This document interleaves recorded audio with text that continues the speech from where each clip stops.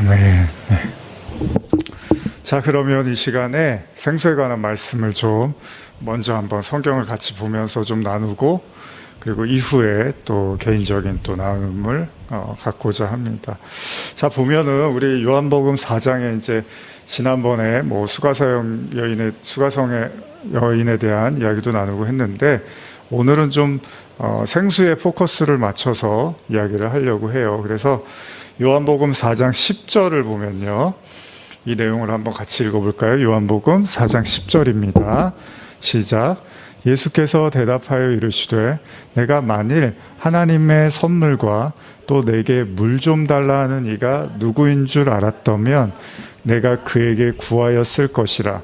그가 생수를 내게 주었으리라. 자, 이 대화 잘 알죠? 사마리아 여인은 부정한 여인으로 유대인들이 상종하지 않았던, 그래서 본인들도 그렇게 말을 해요. 예수님이 말을 걸자, 아니 우리는 부정해서 당신들이 말도 안 걸고 아예 상종도 안 하는데 왜 당신이 나한테 말을 걸고 물을 달라고 하십니까? 이제 이런 표현을 쓰잖아요. 그러니까 그만큼 이제 무시당하고 뭐 사람 취급도 제대로 받지 못했던 뭐 개, 이런 당시에 이제 부정한 짐승이 뭐 개 취급을 받았던, 어떻게 보면 이제 그런 사람들인데, 예수님이 갑자기 이제 여인에게 말을 걸고, 유대인으로 보였겠죠. 여인이 봤을 때는 말을 걸고, 더군다나 거기다가 이제 물을 달라고까지 얘기를 하니까 여자가 굉장히 이제 당황을 하는 겁니다. 9절도 제가 읽어보면 사마리아 여자가 이르되 당신은 유대인으로서 어찌하여 사마리아 여자인 나에게 물을 달라 하나이까 하니 이는 유대인이 사마리아인과 상종하지 아니함이라. 이렇게 되어 있죠. 그러니까 절대 상종할 수 없는 그런 관계에서 예수님이 이제 다가가십니다. 그리고 네가 하나님의 선물과 내게 물 좀 달라 하는 이가 누군 줄 알았더라면 네가 구했을 텐데, 그리고 그가 생수를 주었을 거다, 이런 얘기를 해요. 그러니까 여기서도 좀 우리가 좀 잘 생각해 봐야 되는 게, 네가 구했으면 그가 주었을 거야, 이런 표현을 쓰시는 거예요. 그러니까 아이 뭐 하나님의 뜻이니까, 하나님의 때에 하나님이 하시는 거니까 우리가 구해봤자 어차피 뭐 안 주시고 주시건 하나님이 판단하시지, 이렇게 말씀하시는 게 아니라 네가 구하면 주었을 거야, 이렇게 얘기를 해요. 근데 성경에는 계속해서 그런 표현들이 나옵니다.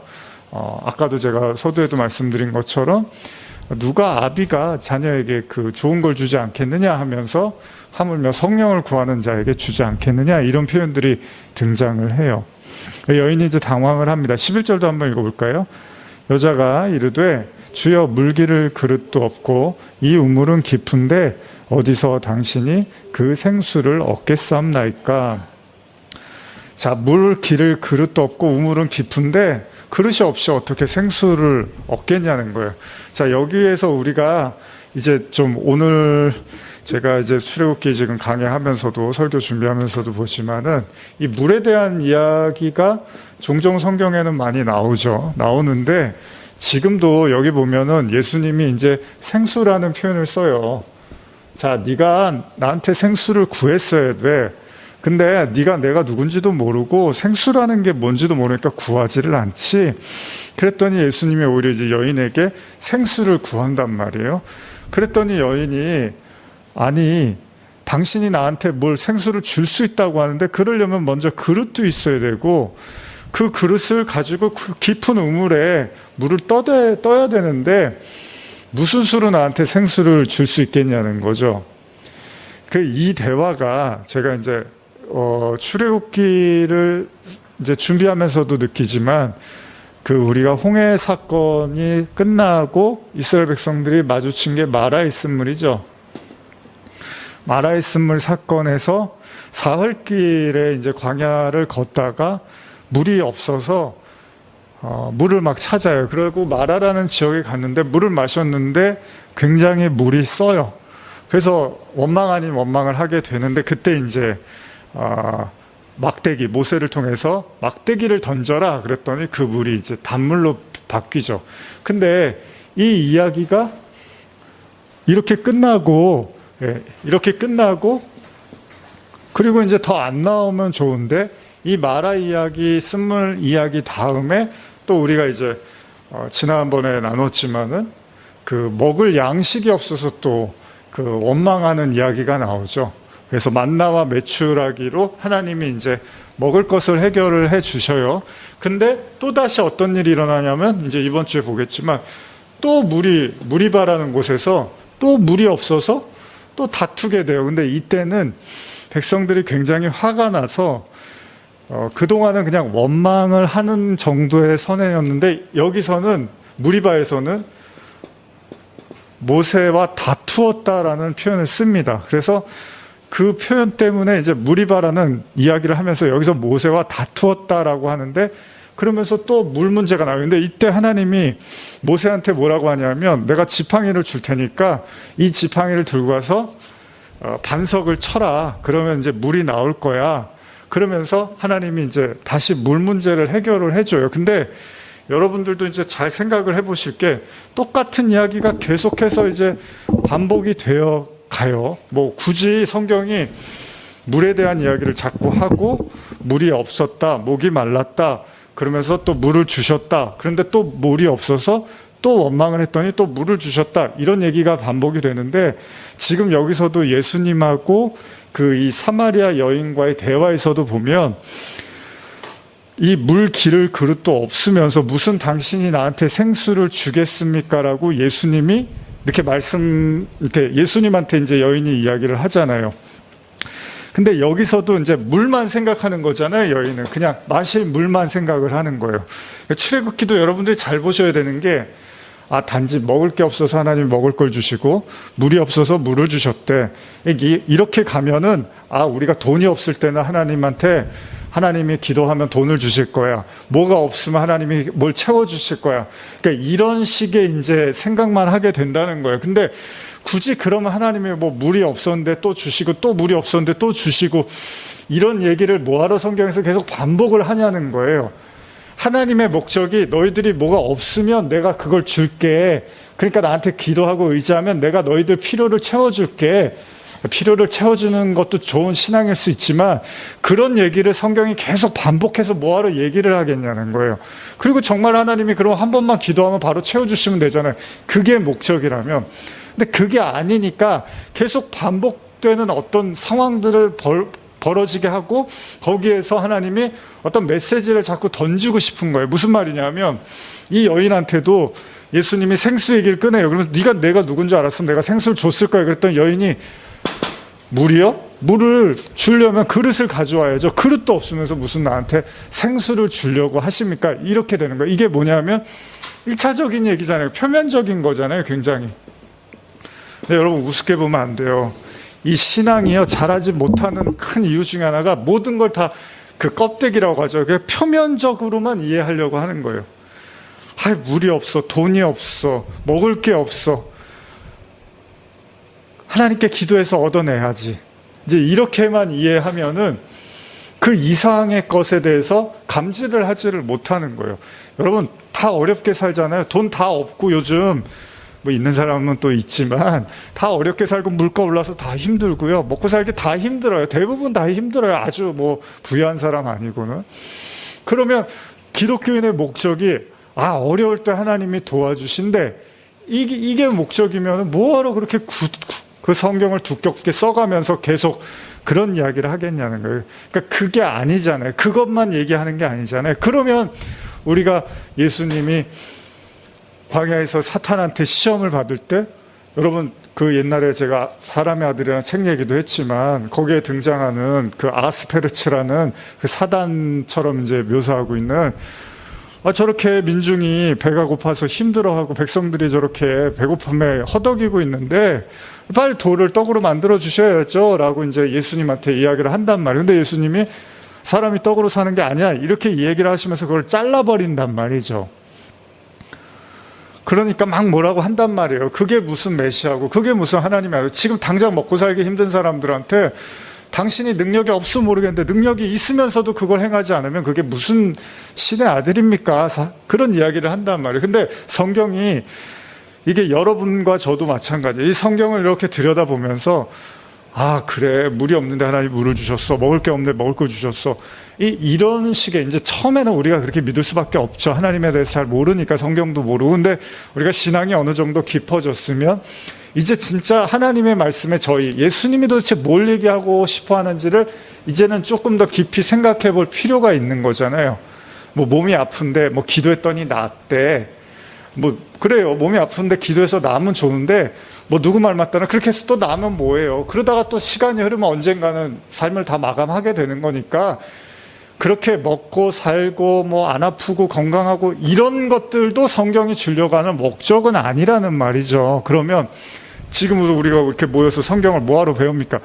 그럴 거면 배우지 말고 그냥 여러분들 필요한 거 빨리빨리 달라고 하면 되는 거잖아요. 근데 그게 아니니까 우리가 이제 말씀을 자꾸 곱씹어보고 묵상을 하는 건데, 여자도 마찬가지인 거예요. 생수요? 뭔 생수요? 무슨 물을 주겠다는 거예요? 자, 12절 한번 읽어볼까요? 4장 12절 시작. 우리 조상 야곱이 이 우물을 우리에게 주셨고 또 여기서 자기와 자기 아들들과 짐승이 다 마셨는데 당신이 야곱보다 더 크니까. 대화가 사실 양상이 좀 바뀌기는 합니다. 12절을 제가 현대어 성경을 읽어드리면, 게다가 우리 조상 야곱과 그 자녀들과 가축들이 즐겨 마시던 이 우물보다 더 좋은 물을 주실 수 있다니 당신은 이런 우물을 우리에게 주신 야곱보다 더 훌륭한 분이란 말입니까? 자, 야곱이 준 우물인데, 물론 이게 뭐 율법을 상징한다. 근데 오늘은 이제 그런 얘기는 뺄게요. 빼고, 자, 보세요. 이 여인은 지금 어떤 관점으로 얘기를 하는 거죠? 더 질이 좋은 어떤 물에 대한 이야기를 하는 것 같잖아요, 지금. 그쵸? 지금 이 우물보다 더 좋은 어떤 우물을 갖고 있냐라고 이야기를 하잖아요. 예를 들면 이런 거예요. 2장에서 우리가 가나의 혼인잔치에 가보면 예수님이 어떻게 하죠? 포도주가 떨어졌어요, 2장에서. 그랬더니 어머니 마리아가 아이고 포도주가 떨어졌네요. 그랬더니 예수님이 그 항아리에다가 물을 채우라 그래서 물을 포도주로 바꿔버렸어요. 그랬더니 사람들이 이렇게 마셔요. 근데 뭐라 그래요? 야, 이 포도주가 정말 좋구나. 어떻게 여기는 원래 좋은 게 나오다가 나중에 나쁜 게 나와야 되는데 여기는 어떻게 그냥 괜찮은 게 나오는데 나중엔 훨씬 더 좋은 게 나오는구나. 자, 그러면 이 가나의 혼인잔치의 교훈이 뭐예요? 포도주가 진짜 끝내주더라. 예수님이 만든 포도주는 정말 끝내주더라. 이거 아니잖아요. 야, 예수님이, 저도 뭐 프랑스에 뭐 잠깐 있었지만 저는 포도주 맛을 잘 모르겠어요. 뭐가 좋고 나쁜지. 근데 막 되게 비싼 거, 뭐 오래되고 이런 거 되게 비싸잖아요. 그러면은 예수님이 역시 하나님의 힘과 능력을 빌어서 만든 포도주는 정말 대단하구나. 그게 교훈의 핵심이 아니잖아요. 그걸 여러분도 잘 알잖아요. 그렇다면 핵심이 뭡니까? 거기서는 가나의 혼인잔치의 핵심은 인간의 어떤 힘과 능력의 한계 지점에서 끊어질 수밖에 없는데, 그거를 이렇게 연장해서 그 신랑과 신부의 그 혼인잔치를 완성시키는 메시아로서의 예수님을 그리고 있는 거란 말이죠. 마찬가지입니다. 이 여인도 지금 우물만 생각하는 거예요. 생수만 생각하는 거예요. 물만 생각하는 거예요. 제가 왜 이 얘기를 별거 아닌 것 같은데 자꾸 계속해서 얘기를 하냐 하면요, 여러분들이요, 이 여인이 이 생수를 단지 우물이라든지 인간이 그 마시는 그냥 물 정도로 이해를 하고 있으면 어떤 문제가 생기냐 하면, 자, 예수님의 의도, 그러니까 영적인 어떤 예수님의 이제 메시지, 구원이 담긴 생수인 거잖아요. 예수님이 말하고 싶은 건. 근데 이거를 계속해서 육신적인 어떤 물로 이해를 계속하면 이걸 뭐라 그러냐면 이걸 우상이라고 해요. 우상이라고. 제가 이제 나중에 10계명 설교 이제 준비하고 있는데, 첫째 계명이 뭐예요? 너는 나 외에 다른 신을 두지 말라는 거잖아요. 여기에 걸려 넘어지지 않는 사람이 없어요, 이 세상에는. 근데 그게 똑같은 거예요, 여러분. 이게 육신적인 거잖아요. 그러니까 물이 필요하죠. 물 마셔야죠. 예수님이 더 좋은 물을 줄 수 있어요? 그 물이 훨씬 더 퀄리티가 좋은 그런 물을 줄 수 있다면 그럼 정말로 환영이죠. 반갑습니다라고 하겠는데, 그렇게 이해해버리면 그게 예수가 어떻게 되는 거예요? 훨씬 질 좋고 훨씬 더 뭐랄까 안락하고 풍요로운 무언가를 계속 우리에게 제공해주는 분으로 이해를 해버리는데, 그렇게 되면 그게 우상이 돼버리는 거잖아요. 우상. 왜요? 내 육신의 안일함과 평안함을 계속해서 예수님이 지지해주고 그걸 허락해주고 그걸 채워주는 분으로 이해를 하니까. 근데 예수님은 그런 생수를 얘기하는 게 아니란 말이에요. 만약에 그랬으면 우리가 잘 아는 것처럼 예수님이 오병이어의 기적을 행하시고 어떻게 하죠? 도망가신단 말이에요, 바로. 그리고 얘기하지 말라 그래요, 사람들한테. 무슨 얘기예요? 육신적인 배고픔도 해결은 해주셨지만 거기에 대해서는 그냥 딱 거기까지만인 거예요. 그것이 갖고 있는, 사실 요한복음 6장에 나중에 보시겠지만 영적인 의미는 또 그건 아니었던 거예요. 물론 그 사람들이 예수님의 말씀을 듣고 배가 고파서 목자 잃은 양같이 어떻게 보면 안타까운 모습에서 예수님이 그들의 허기를 달래주긴 했지만 그냥 거기까지인 거예요.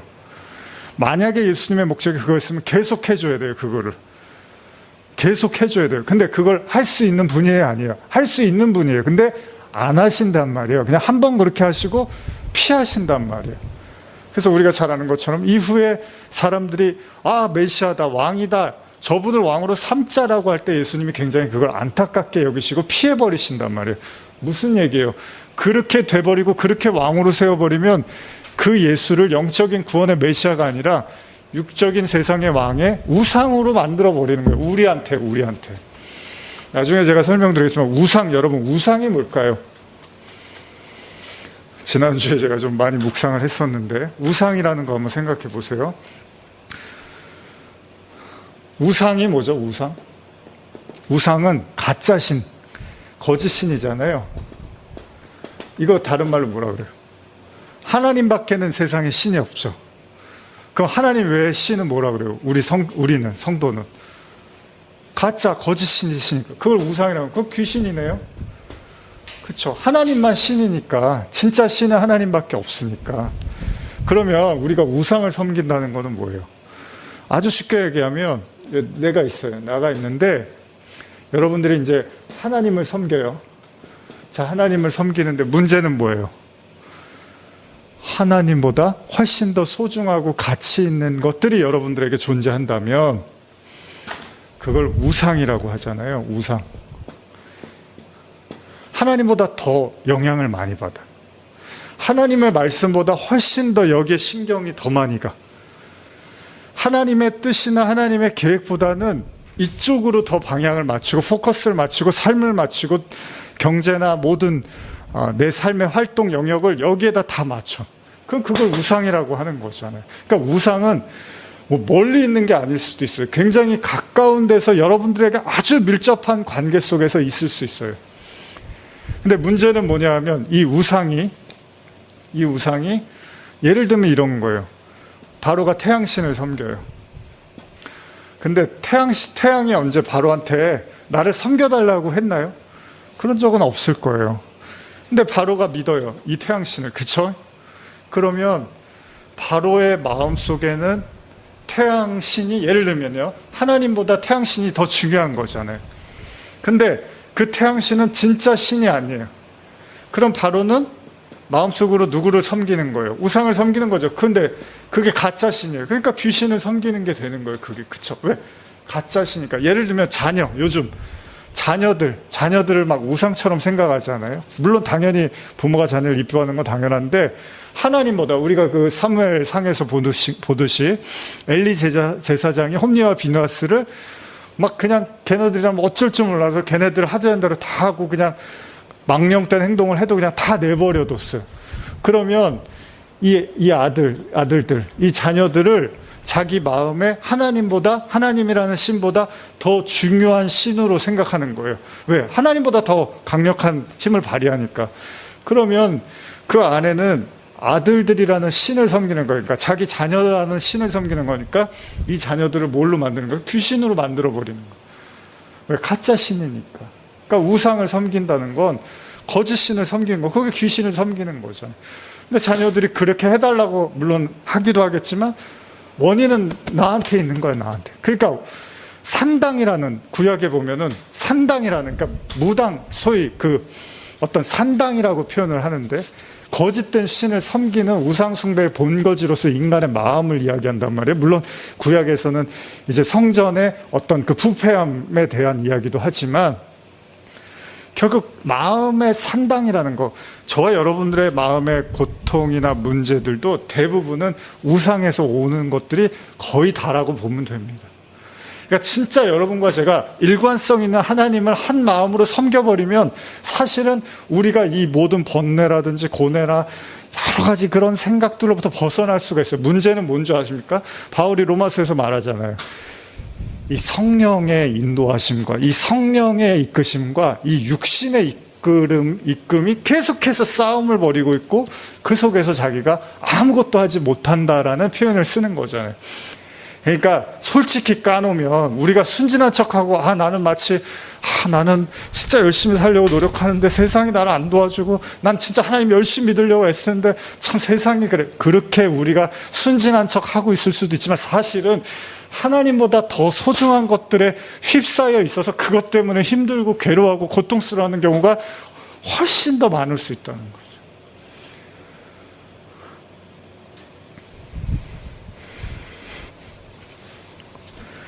이게 별 얘기 아닌 것 같은데, 제가 왜 이 수가성 여인 얘기하고 같이 연결을 하냐 하면, 이 표면적인 그 하나님의 말씀을 이제 표면적, 우리가 뭐 잘 알지만 표면, 또 이걸 뭐라고 해요? 다른 말로 육신적, 또 이거를 율법적으로라고도 얘기를 하잖아요.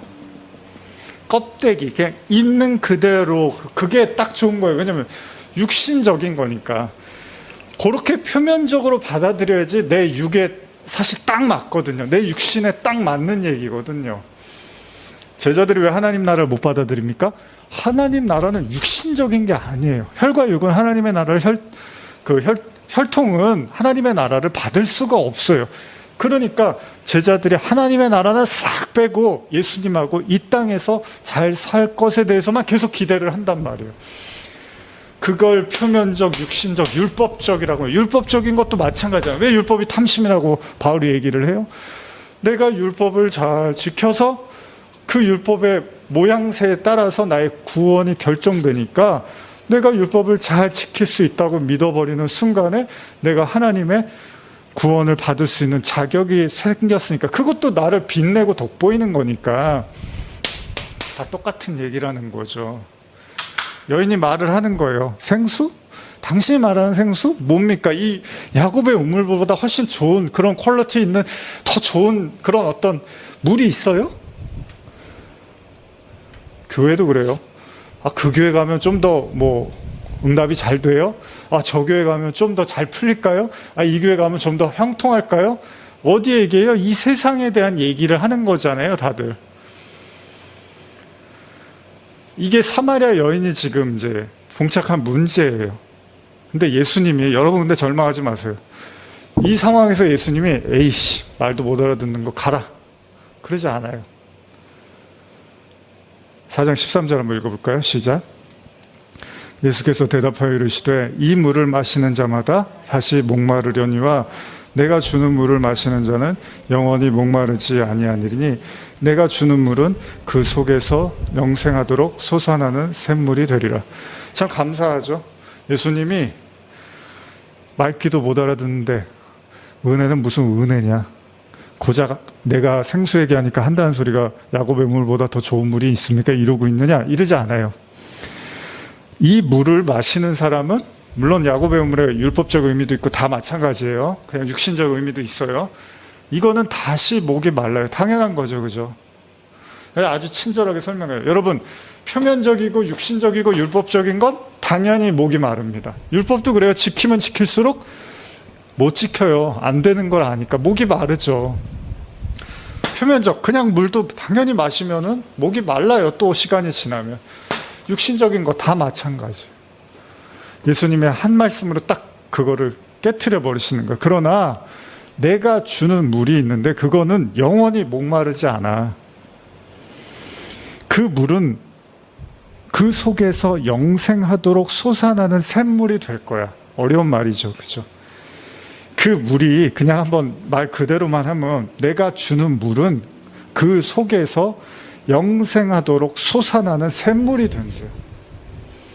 마치 어떤 물이 우리 안에 들어왔는데 그게 갑자기 막 솟아나면서 우리에게 영생을 준다는 그런 것처럼 들리잖아요. 결코 목이 마르지 않는 어떤 그런 물을 주겠다는 거예요. 이 물은 마시면 목이 마르지가 않대요. 여자가 말을 하는 거예요. 한번 읽어볼까요? 15절 시작. 여자가 이르되 주여 그런 물을 내게 주사 목마르지도 않고 또 여기서 물 기르러 오지도 않게 하옵소서. 사실 이 내용은 요한복음에만 있습니다. 그죠? 요한복음이 제일 마지막에 써진 걸로 우리가 알고 있잖아요. 여자의 반응이 뭐냐면 그래요? 그럼 그런 물을 좀 나한테 한번 줘보세요. 자, 근데 이 여인이 지금 뭐라 그래요? 내가 여기서 물을 기르러 오지도 않아도 되게 해주세요. 이렇게 얘기를 하는 건 아직까지 우리가 그냥 표면적으로 봤을 때 여인은 그런 어떻게 보면 매직이죠. 그런 기적 같은 물이 있으면 나한테 좀 주셔서 내가 여기 사실은 물 뜨러 나올 때마다 굉장히 수치심과 창피함을 가지고 나오고 있는데 왜냐하면 내가 많은 남자들하고 만났다가 헤어지고 이런 것들을 반복하다 보니까 사람들이 그나마 더 나를 손가락질하고 부정하게 여기는데 나 좀 여기 나오지 않고 싶습니다. 그러니까 나한테 그런 물이 있으면 좀 주세요 라고 얘기를 한 거예요. 어떻게 보면 여기 지점에서도 여인은 아직도 그 생수에 대한 의미를 잘 이해를 못하고 있는 거예요. 그렇죠, 여러분? 이때 예수님이 여기서 내가 이렇게까지 얘기를 해주는데도 못 알아듣는구나, 그러면 어렵겠다 이러지 않아요. 그렇죠? 예수님이 대화의 끈을 놓지 않습니다. 16절 한번 읽어볼까요? 시작. 이르시되 가서 내 남편을 불러오라. 이 설교는 제가 많이 했지만 느닷없이 예수님이 이제 남편 얘기를 꺼내요. 그렇죠? 갑자기 뜬금없이 물 얘기하다가 남편 얘기를 하니까 여자 입장에서도 굉장히 당황스러울 수 있고요. 중요한 거는 이 여인이 굉장히 상처를 많이 받은 거고 받은 이유 중에 하나가 바로 남자들 때문이라는 걸 우리는 알고 있잖아요.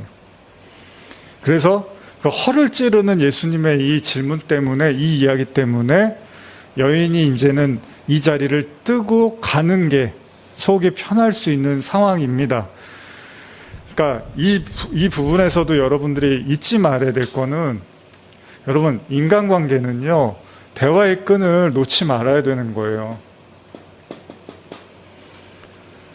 이쪽에서 신뢰가 무너질 수 있고 이쪽에서 신뢰가 무너질 수 있어요. 근데 악의적이고 상대방에 대해서 정말로 이렇게 악한 마음을 가지고 한 거면 그거는 단순하게 회복하기 어렵겠지만 지금 예수님도 악의적인 게 아니에요.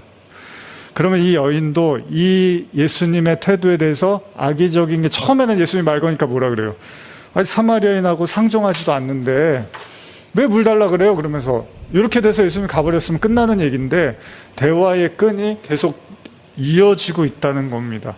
여러분, 사람과 사람 관계에서도 충돌이라는 게 와요. 불신도 있고 뭐라 그러죠? 그 상실감도 느끼고 실망도 해요. 누구나 다 마찬가지예요. A라는 사람과 B라는 사람. 근데 잘 지내다 요즘 제가 무슨 태어난 김에 세계 일주인가 이거 재밌게 보거든요. 근데 되게 친했던 사람들인데 이제 저 남미 쪽으로 여행을 가잖아요. 근데 이제 거기서 아주 대판 이제 싸울 일들이 생기죠. 근데 어쨌든 상황이 도망칠 수 없는 상황이다 보니까 서로 또 같이 붙어 있어야 돼요. 붙어 있다 보니까 또 싸우다가 또 같이 여행하다가 또 싸우다가 이렇게 반복이 되는 거죠. 근데 만약에 이제 집에 갈 수 있는 상황이면 에이씨, 너랑 이제 안 봐. 너랑 끝이야. 그러고 가버리면 끝나는 거예요. 이제 그 관계는 이제 회복이 어렵겠죠. 근데 어쨌든 상황이든 뭐든 간에 대화의 끈을 놓지 않고 계속해서 함께하는 상황이 되다 보니까 다시 신뢰가 쌓이고 관계가 어쨌든 이렇게 유지가 되어 가는 거죠. 예수님의 이 여인과의 관계도 보면은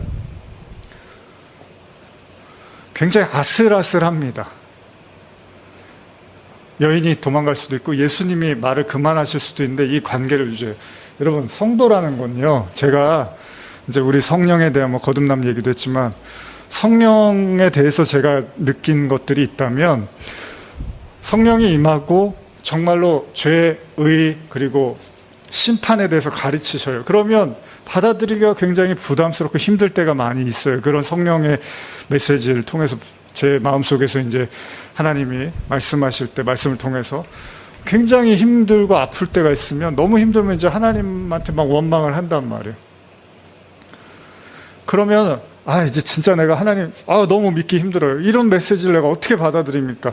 하나님 너무 지금 인간이 감당하기 어려운 말씀을 하십니다. 뭐 이런 이제 마음이 들면 거기서 끝날 것 같은데, 하나님은 또 넌지시 찾아와서 그런 것들을 넘어설 수 있는 또 다른 또 은혜를 주시고, 이렇게 반복이 되는 거예요. 여러분, 이스라엘 백성들이 광야 40년을 걷잖아요. 물론 거기서 1세대가 죽고 하지만 중요한 거는 이쪽 홍해를 닫아버립니다. 그리고 가나안까지 가는데 공동체로 끌고 가는 거예요. 같이 가게 하는 거예요. 같이 가게 한다는 건 뭐냐면, 여전히 그 사람들과 관계를 통해서 하나님은 일을 하시고 그들을 하나님이 소위 성화, 하나님의 백성, 그리스도의 장성한 분량으로 끌고 가겠다는 거죠. 근데 여기서 단절이 생겨버리면 끝나는 거예요. 교회 안도 마찬가지입니다. 우리가 같이 모여있지만 대화가 단절되고 생각이 단절되고 저 사람하고 나는 안 맞아, 그리고 이렇게 딱 단절하는 순간 사실은 같이 있어도, 제가 이제 어제 오늘도 말씀 준비하면서 그런 생각을 해봤어요. 과연 우리 교회는 정말 이렇게 잘 소통이 되고 있는 건가? 우리는 잘 커뮤니케이션 하는 건가? 어쩌면 우리는 주일날 예배 한두 시간 잠깐 드리고 흩어져 갖고, 뭐 수요일날은 사실 많이 오시기 어렵잖아요.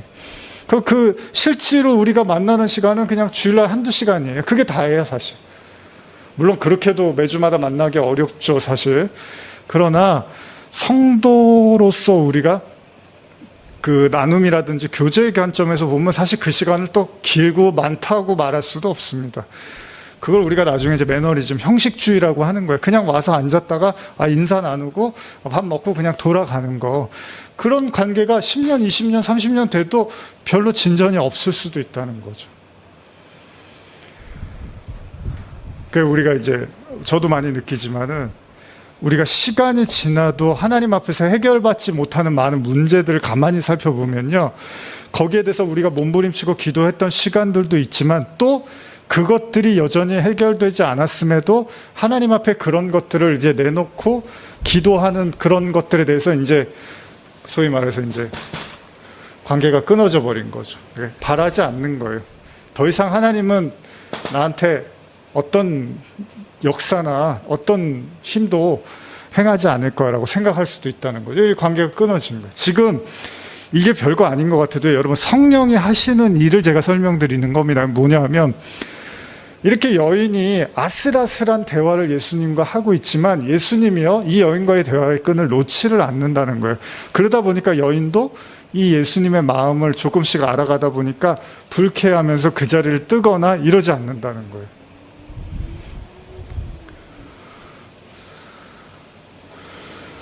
어떻게 보면 교회라는 거, 설교라는 거, 말씀이라는 걸 배우면서 우리가 해야 될 일은, 저도 그런 것 같아요.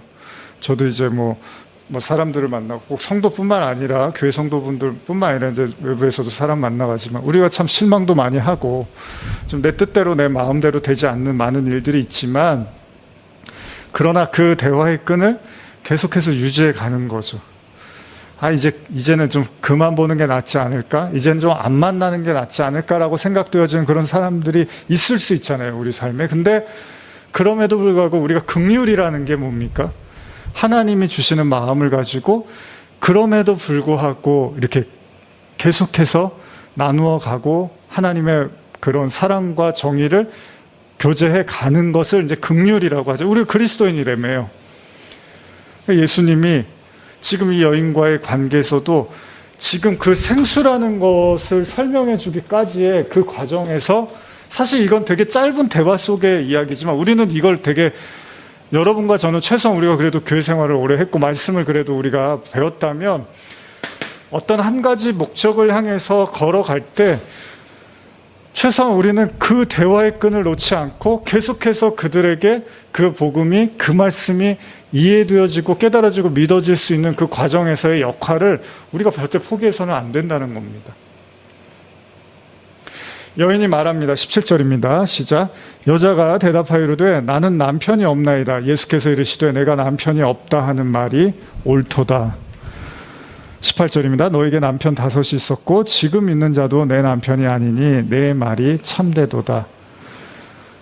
물론 여기에는 예수님의 어떤 초자연적인, 그러니까 여인의 상황에 대해서 꿰뚫어 보는 듯한 이야기를 합니다. 물론 이것도 뭐 여러 가지 이제 상징적 의미가 있지만 그냥 우리가 일반적으로 생각할 때 여인의 현실을 예수님이 마치 다 들여다보듯이 말을 하니까 19절에서 이야기합니다. 여자가 이르되 주여 내가 보니 선지자로소이다. 우리 조상은 이 산에서 예배하였는데 당신들의 말은 예배할 곳이 예루살렘에 있다이다. 자, 지금 뭐 오늘 제가 강해 설교하려고 이건 하는 건 아니지만 생수에서 시작된 이야기가 어디로 오냐면 예배로 이제 발전을 하고 있습니다. 그렇죠? 그리고 이 예배에 대한 이야기를 하면서 여인이 우리는 그냥 이 산에서 예배했는데 당신들의 말은 예배할 곳이 예루살렘에 있다 하더이다. 그러니까 예수님이 21절 읽어볼까요? 예수께서 이르시되 여자여 내 말을 믿으라. 이 산에서도 말고 예루살렘에서도 말고 너희가 아버지께 예배할 때가 이르느니라. 너희는 알지 못하는 것을 예배하고 우리는 아는 것을 예배하노니 이는 구원이 유대인에게서 남이라. 그러면서 24절 같이 읽어볼까요? 시작.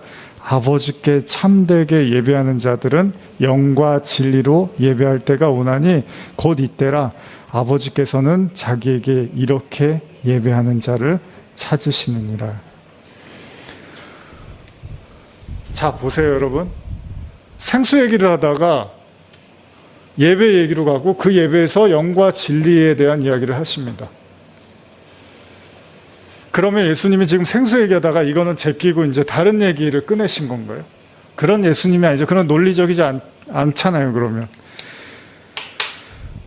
이 생수를 지금 예배로 승화시키고 그 예배가 바로 영과 진리로 드려져야 된다라는 내용까지 예수님이 지금 언급을 하신 거잖아요.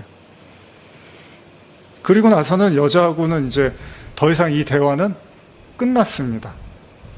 그래서 24절에 하나님은 영이신 우리가 잘 아는 예배하는 자가 영과 진리로 예배할지니라.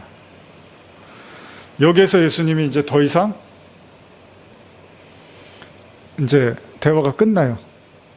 더 이상 이제 얘기를 안 하세요.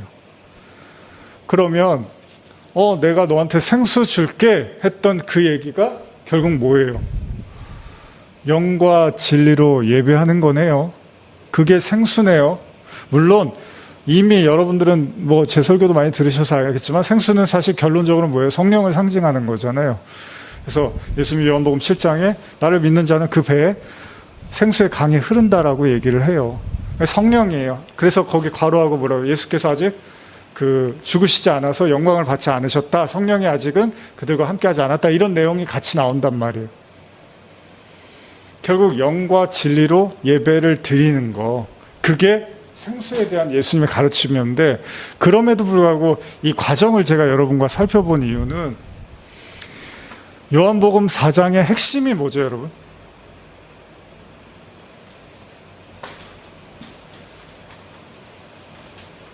제가 이제 오늘 이거 말씀 나누려고 제가 했던 요한복음 4장 설교를 들었거든요. 근데 너무 본문을 제가 많이 이렇게 나열을 해놔서 좀 듣기가 좀 이렇게 어려울 수도 있겠다. 너무 이제 그 당시만 해도 제가 막 이걸 어떻게든 이제 성경을 많이 끌어다가 설명을 하려고 하다 보니까 본문이 너무 많더라고요. 그래서 지금 들으니까 이게 정신없을 수도 있겠다 생각이 들더라고요. 그래서 그건 이제 천천히 여러분들 들으시면서 하나씩 보시면 될 것 같고, 오늘은 어떻게 보면 이제 성경에 있는 이야기로 제가 여러분과 나왔는데, 그때는 제가 생수는 흐른다 그래서 그 창세기에서의 그 위에물 아랫물을 시작으로 해서 생수가 요한계시록에 나중에 새하늘 새 땅에서 흐르는 수정과 같은 그 유리바다 뭐 이런 강물에 대한 이야기까지 이제 하면서 막 그 얘기를 해요. 근데 그것도 좋지만 여기 4장에서의 핵심이 뭘까요, 여러분? 이 생수 얘기를 하면서 가장 우리가 주목해야 될 내용이 뭐냐면, 우리가 놓치고 있는 게, 물론 이제 성령에 대한 이야기도 중요하지만 놓치고 있는 게, 예수님이요, 메시아가 어디에 가신 거죠? 사마리아. 왜 가셨죠? 왜 가셨죠? 전도하시려고. 그쵸. 근데 쉬운 상황이 아니에요. 이 여자는 예수님하고 대화하고 싶어 하지 않아요. 예수님은 이 여인이랑 대화하기가 사실 좀 어려운 그런 현실이에요. 그래서 이 대화가 얼마든지 끊어질 수가 있고, 얼마든지 서로 오해를 해서 관계가 무너질 수가 있는 그런 상황이에요. 근데 예수님이 굉장히 자연스럽게 이 여인과의 대화를 유도해 나가시고, 이 여인도 또 예수님의 말씀을 잘 따라가서 결국은 생수에서 시작된 이야기가 신령과 진정한 예배로 결론을 내리게 됩니다. 핵심은 뭡니까? 메시아이신 하나님이 인간, 부정하고 죽을 수밖에 없는 인간에게 찾아와서 어떻게 그들을 생수, 즉 영원히 마르지 않는 생명수로 인도해 가는 과정에 대한 모습을 우리에게 보여주고 있다는 거죠. 그걸 우리는 전도라고 하는 거잖아요.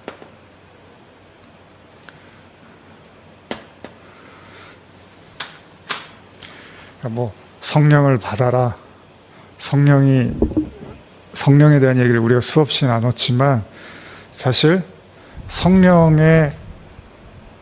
진짜 성령이 하시는 일이 뭐냐 하는 거죠. 성령이 하시는 일. 이게 성령이 하시는 일이잖아요.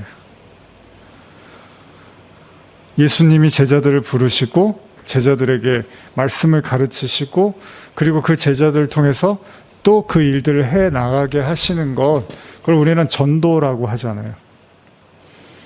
그걸 아주 드러내놓고 보여주는 사건이 바로 예수님과 사마리아 여인의 사건이라는 겁니다. 저는 이거를 이렇게 생각해요. 그러니까 그 생수가 흐른다는 건, 그러니까 우리가 성령이라든지 창세기의 이제 뭐 위에물 아랫물로 시작해서 그 물에 대한 이야기로 이렇게 출발해서 가는 게, 물이 역사를 관통해서 지나서 이렇게 흘러가는 거잖아요. 물은 흘러야 되잖아요. 그렇게 흘러간다는 것이 결국은 그 예수가 갖고 있는 그 생명수가 어떻게 사마리아 여인에게 흘러 들어가고 있고, 결국 이 여인이 나중에 재미있는 표현이 있어요. 28절에 보면 여자가 물동이를 버려두고 동네로 들어가서 사람들에게 이르되, 내가 행한 모든 일을 내게 말한 사람을 와서 보라. 이는 그리스도가 아니냐 하니 그들이 동네에서 나와 예수께로 오더라. 여인이요, 어떠요? 우리 처음 말할 때 우상 얘기하고 뭐 표면적인 거, 육신적인 거, 율법적인 거. 근데 이 여인이 어떻게 돼요? 그것들을 던져버려요. 그 물을, 그냥 육신적으로 알고 있었던 그 물을 담았던 물동이를 버려두고 갑자기 메시아에 대한 메시지를 사람들한테 전하는 거예요. 뭐 이 설교는 제가 아주 오래전에 많이 했던 설교죠. 아주. 결국은 이게 아니라, 예수님이 이 얘기를 하는 게 아니라 훨씬 더 그보다 깊이 있고 영원하고 진리이며 하나님의 어떤 그 메시지를 나한테 주신 거였구나라고 여인이 받아들이니까, 그냥 순식간에 여인이 어떻게 돼요? 전도를 하더라는 거예요. 이 여인이 그러면 성령을 받아서 지금 전도를 하는 건가요? 그거는 아니에요. 그러면 이 메시지에서 이 생수로 시작되면서 결국 그 물동이를 버리고 자신의 어떤 삶을 들여서 자신의 그 추함과 사람들의 손가락질을 다 극복하고 그리스도 메시아를 전할 수 있었던 힘은 뭘까요?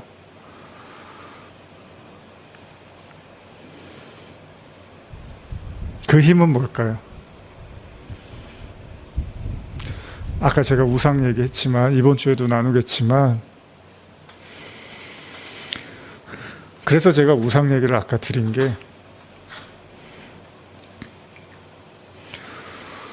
원래도 이 여인은 다섯 남편과의 헤어짐을 통해서 이 세상에서 의지할 게 없다는 걸 알았던 여인이잖아요. 근데 메시아를 만났다는 거예요. 그건 무슨 얘기냐면, 이거보다 더 소중한 거는 이제 없구나라는 거를 예수님과의 대화를 통해서 이제 깨닫게 된 거죠. 제가 가만히 이렇게 생각해 보면, 이제 아까도 말씀드렸지만 십계명, 이제 출애굽기 십계명 설교 준비하려고 이제 이런저런 묵상들을 계속 요즘 하고 있는데, 사람들이 이렇게 순진한 척 하는데요, 절대 그렇지 않습니다. 하나님 때문에 막 힘든 것처럼 착각하는데 절대 그렇지 않습니다. 우리 마음을 뒤엎고 있는 우상이 하나님보다 더 커버려서 부대끼고 불편한 거예요. 말씀을 들어도 힘들고 신앙생활을 해도 부대끼고 하는 게, 이게 우상이 너무 커버리니까, 그러니까 우상이라는 건 뭐예요? 내가 의지하는 거니까. 여자는 사실 의지할 게 없잖아요. 그냥 먹고 사는 거, 그냥 하루하루 그렇게 사는 거예요. 사람들 눈치 봐가면서. 근데 그 여인이 이제 메시아를 만나버리니까, 이분보다 내가 더 중요한 거는 없구나라는 건 이제 알아버리니까, 그냥 물동이도 던져버리고, 뭐 체면이고, 뭐 자존심이고, 그냥 다 던져버리고, 그냥 뛰어드는 거죠. 근데 그렇게 우리가 살지 못하잖아요. 자존심도 지켜야죠. 먹고 사는 생활도 해야 되죠. 또 그러려면 어쨌든 간에 일터에서 또 뭐 최선을 해야 되고, 뭐 이것저것 우리가 살아가기 위해서 필수적으로 여기는 것들 있잖아요. 근데 그걸 하지 말라는 게 아니라, 이 모든 것들이요, 우리가 갖고 있는 신앙, 하나님보다 더 소중해지면은, 이게 우리는 계속해서 하나님의 말씀을 육신적인 걸로만 기대하고 바라고 이해할 수밖에 없다는 거죠. 그럼 그 생수가 흘러갈 수가 없는 거예요. 그냥 딱 막혀버리는 거예요. 복음을 들어도, 말씀을 들어도 이것들이 더 이렇게 장악을 하고 있다 보니까 이게 흘러가지를 못하는 거예요. 나에게서 그 사마리아로 가고 유대와 땅끝까지 이렇게 가야 되는데, 이게 그냥 우상이 우리를 딱 붙잡고 있는 거죠.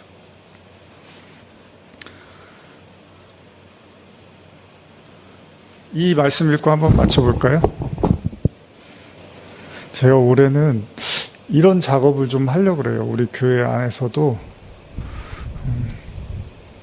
마치 우리가 너무 뭔가 하나님의 피해자인 것처럼,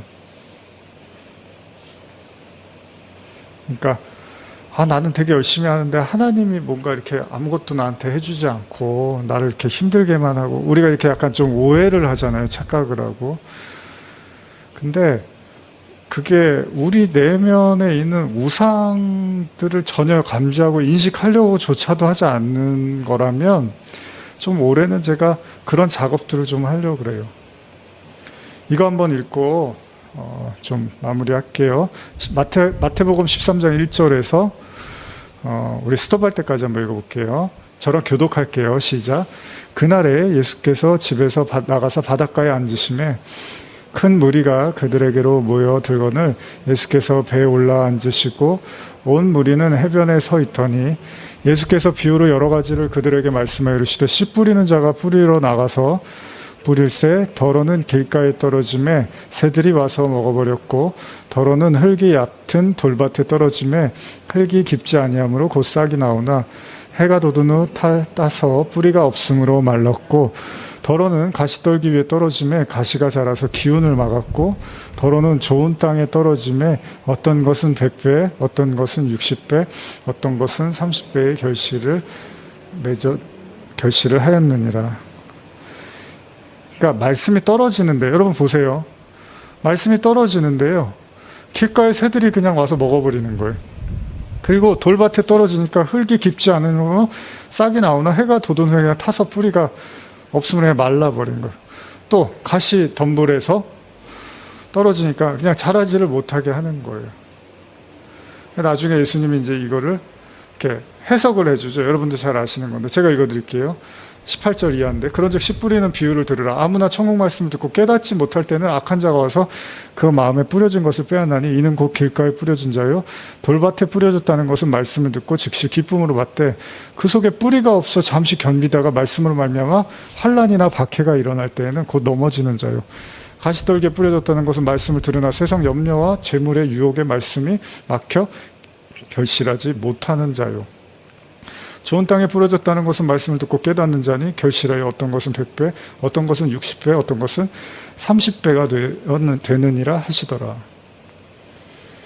보세요. 말씀이 떨어지는데 그냥 뭐 새들이 와서 먹어버리고 햇볕에 타버리고 그리고 세상의 염려와 재물로 결실을 못한다고 예수님 말씀을 하시죠. 그러니까 우리는 그 말씀이 우리 안에 뿌리 받고 결실해가는 과정에서 사실은 너무나 많은 이제 그 소모전을 벌이고 있다는 거죠.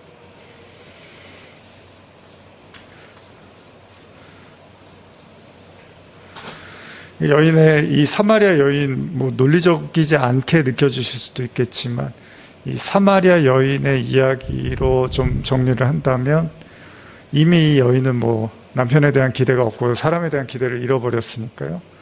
그러다 보니까 메시아의 말씀을 듣고 처음에는 육적으로 그냥 인간적으로 반응했지만 그것을 통해서 그분이 선지자고 나중에 메시아라는 것을 느끼게 됨으로써 자기의 물동이를 버려두고 당당하게 이제 복음을 전하는 모습을 보게 되는 거죠.